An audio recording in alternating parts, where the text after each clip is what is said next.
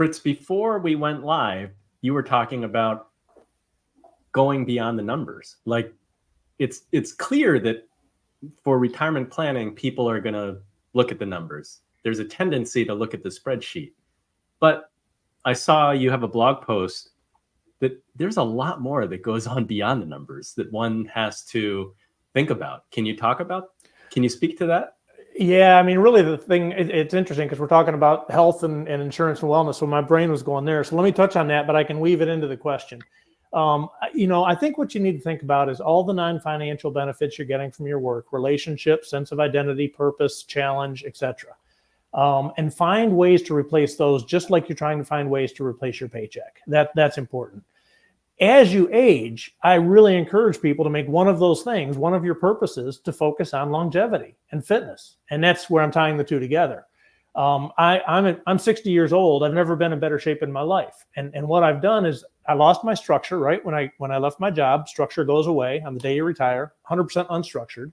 So I've added some structure into my day by intentionally carving out scheduled time on my calendar where I work out.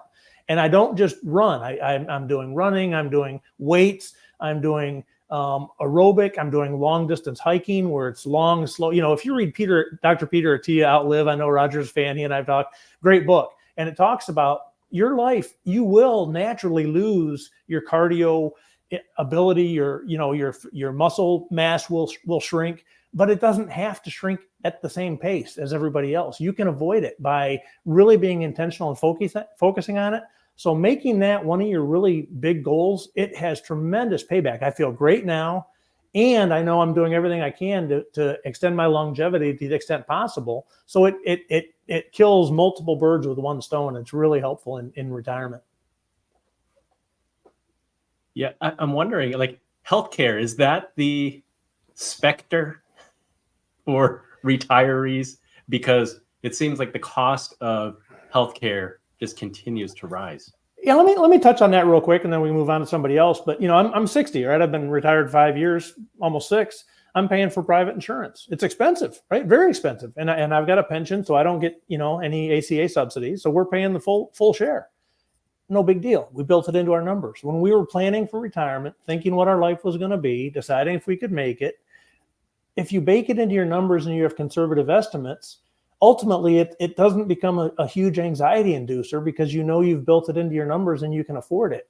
So yes, it's a huge issue for everybody, but all I would say is what that says to the people that haven't yet retired is make sure you factored it in and you're using realistic estimates as you're thinking about what your healthcare expenses are going to be. It's a major expense. You've got to get it right. In our case, we estimated a little bit high to be safe. So now we don't have the anxiety because we know we've got it covered in our numbers. Mm-hmm. So estimate a little bit more aggressively so that you can come in shy. Yep.